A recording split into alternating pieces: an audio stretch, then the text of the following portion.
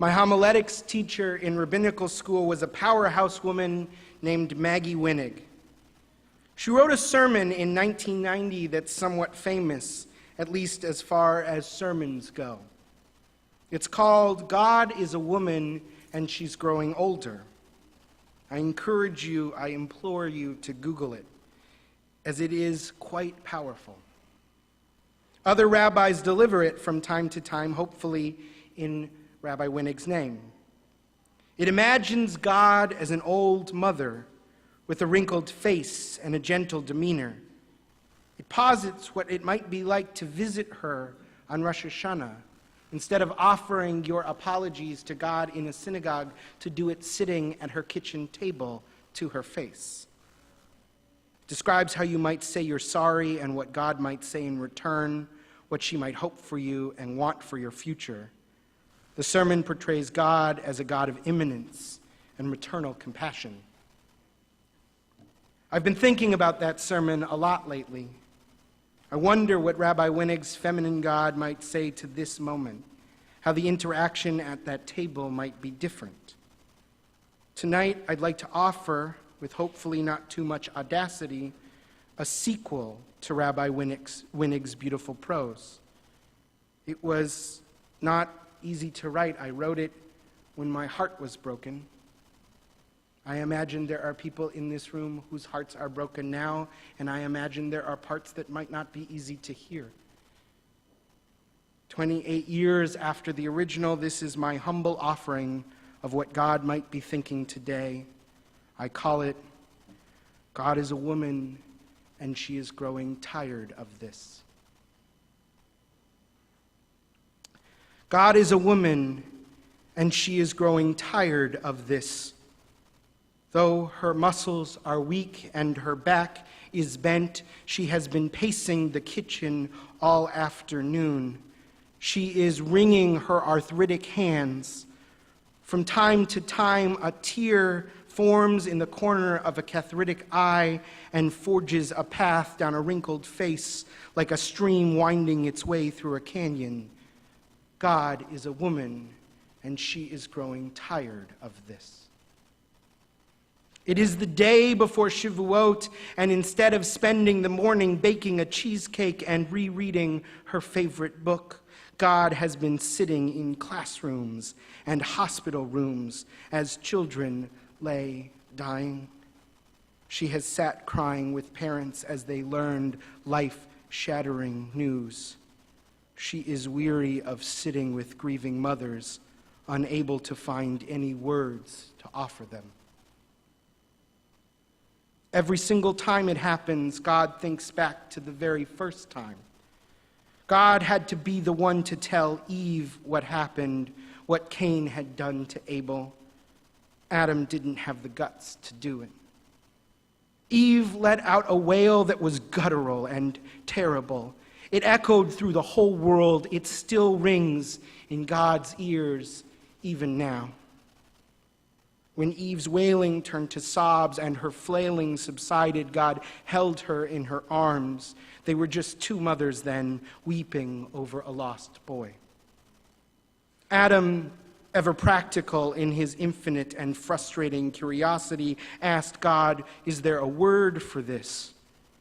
There's a word for a child who loses a parent, a word for a husband who loses a wife. What is the word for a parent who loses a child? God lifted her head from Eve's shoulder. Her eyes were red and puffy. "There is no word for that pain, my son. I didn't think we'd need one."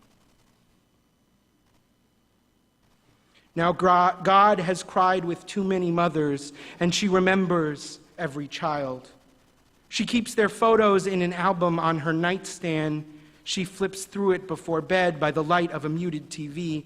Every picture is a story cut short, a seedling cut off before it could blossom and bloom. The pages of the album are wrinkled with her tears. God has sometimes worried that her capacity to grieve these losses might grow calloused in her old age. Some days she finds morbid relief in seeing that the tears of pain and indignation are warping even the newest pages.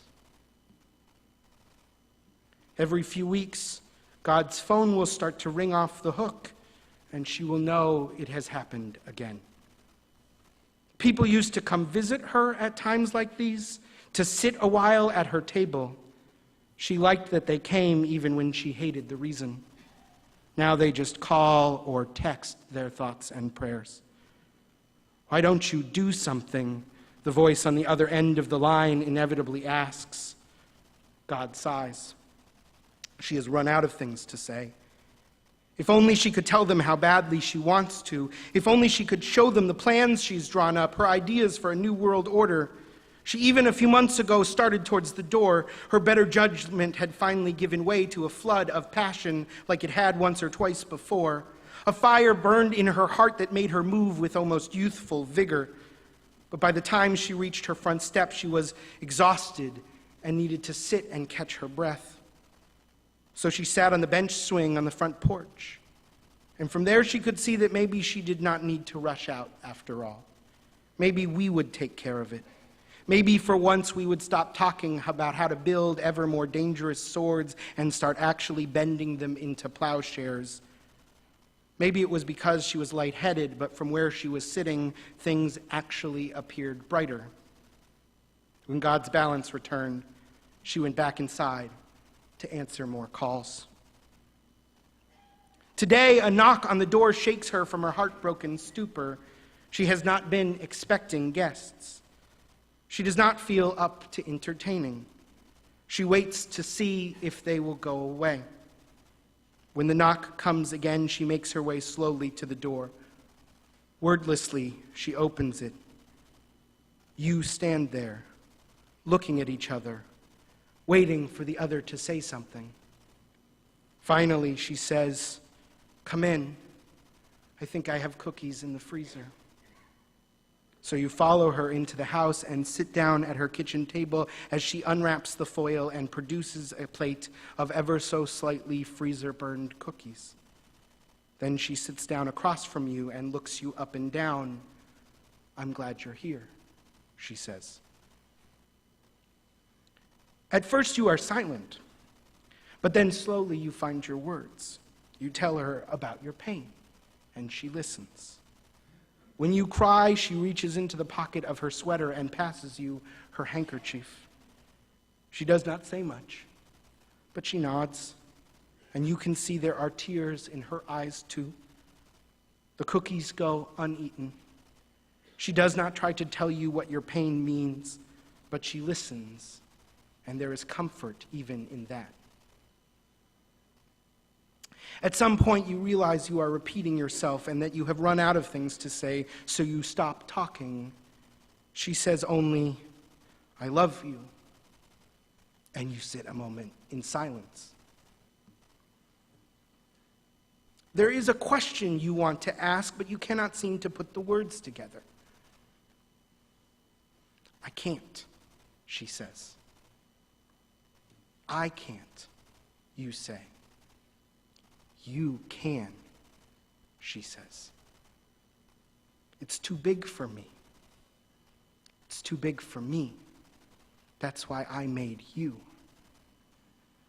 I wouldn't even know where to begin. I know. That's because there's no wrong place to start. And what if I fail? I won't let you. And what if I am all alone? You can't be, because I will be with you. But why me?" God rises slowly and walks gingerly and wordlessly out of the room. You follow her from the kitchen into the study where there are shelves and shelves of journals, God's books of memory. Feebly, she gestures to them and says, "Never in the whole history of the world has there been someone exactly like you. I made you special. And there is a very special job that only you can do. The world is waiting for you to put your piece in the puzzle." "It's too big for me," you plead. She smiles. "Bring a friend. They have a piece of the puzzle too. I did not make it so you had to go all by yourself." "But why me?" you ask again, as if the first answer did not suffice. Because you came and asked when no one else did. You didn't have to finish it, she whispers, but you can start. What should I do when I run out of strength, you ask? Come back, she says. I'll bake cookies fresh for you then. You are out of questions now. God is tired and finds her way to the couch. She looks at you, standing there before her. You, she says, I'm proud of you. And I'm glad you came. But go home now. We both need to rest.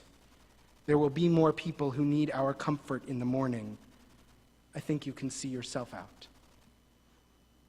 You lean down to kiss her on her forehead. Her eyes look up at you as you pull back. They have both peace and pleading in them. But her tears have dried for now. As you turn to go, she reaches up for your hand. Thank you, you say to her. Thank you, she says back. As you leave, God notices she feels less anxious now. Her need to pace has subsided. Her hands are settled in her lap. Maybe she passed some of her urgency to you. God is growing older, but she is not done. She gets her youthfulness from us now, just as we get our fire from her. God is sitting at home waiting for us to do what she cannot, what she has only dreamed of. God is counting on us, on each of us. God likes it when we come to visit. God likes it even more when she sees us using our gifts to make life better for each other. When we are sad, God is weeping with us. When we are broken, God is the one who holds the pieces. And when we are brave, in the face of injustice, in the face of big problems with complex solutions, God is right there beside us.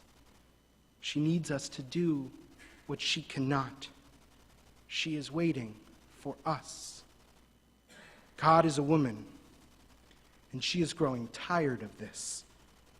Won't you help her? Please.